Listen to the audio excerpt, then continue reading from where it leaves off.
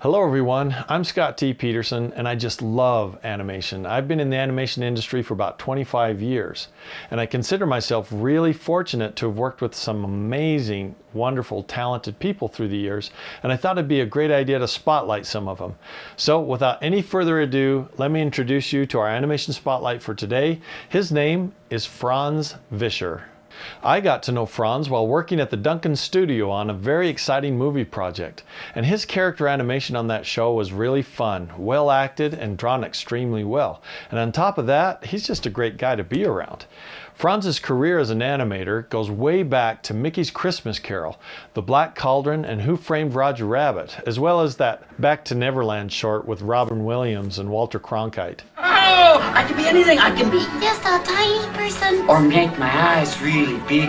Or maybe have legs that are real long.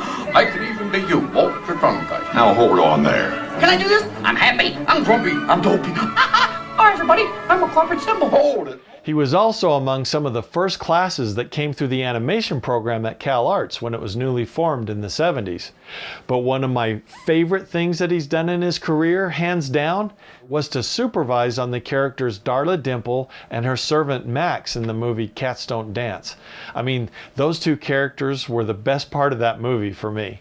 So sit back and enjoy getting to know a little bit about Frans Vischer.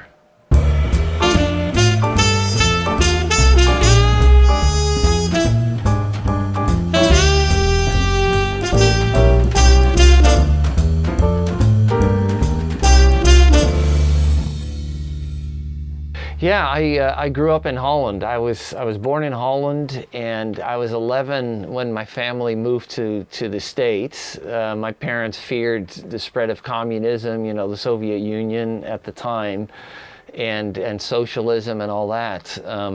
But I grew up in Holland loving to draw and reading books, and I was a very shy kid.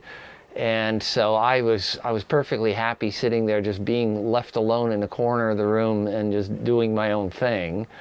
That and playing soccer, which I loved. And when we came to America in 1970, when I was 11, I didn't speak any English and there was hardly any soccer here, and I was miserable at first. So we lived in Northern California, in Cupertino.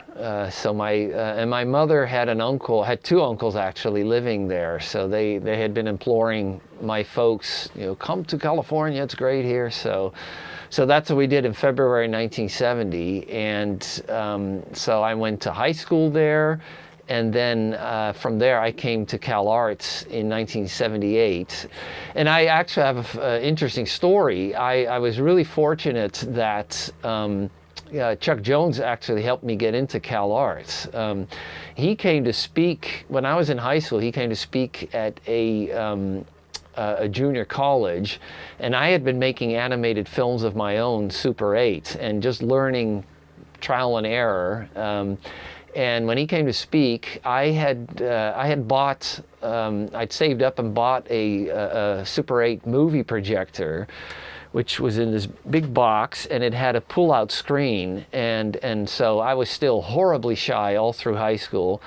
But I thought, I want to show my little film to Mr. Jones. Somehow, stupidly, naively, I thought I could pull that off.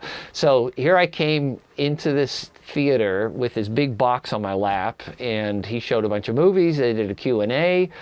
And the Q&A, I of course, was way too shy to speak up, so I just sat there wishing everybody would leave, so I had Mr. Jones all to myself. And that didn't happen, actually. And so I waited, and I kept thinking, oh, what, I gotta do it. And people were, basically, it was ending, people were leaving and approaching Chuck Jones and asking him questions as we're walking toward the lobby of the theater. And at that point, it was basically now or never, and I finally had the nerve, and I said, could I please show you my movie if I could just plug it in, and I have a screen here. And the man running the event, the MC, basically told me to get lost. But Chuck Jones gave me his business card and said, if you send it to me, I promise I'll look and I'll send it back to you. And that's what happened. I sent it to him, and a couple weeks later he called me at home, and here I was in our kitchen talking to Chuck Jones, and he brought up Cal Arts, which I hadn't heard about even, and suggested I go there. And so, long story, but I visited the school on my own and spoke to the head of the program, which at that time was Jack Hanna, a former director at the Disney studio. And I showed him my portfolio. He loved everything I had, and he said, there's a committee that decides this, so it's not me alone. If it's up to me, you're in, but you know, we'll see and strengthen this and this and this. So I went through and improved what I could, and a few months later officially sent in my portfolio, and I got a letter back declining me. I was not accepted, and I was heartbroken, and I couldn't believe it. And I called up Chuck Jones and I told him, I said, yeah, they wouldn't accept me. What do you think I should do? And he said, well, I've got a copy of your film. He had asked me that. He had a video copy, so he sent that to Cal Arts. And a few weeks later, I got a call that said, okay, you're accepted on probation.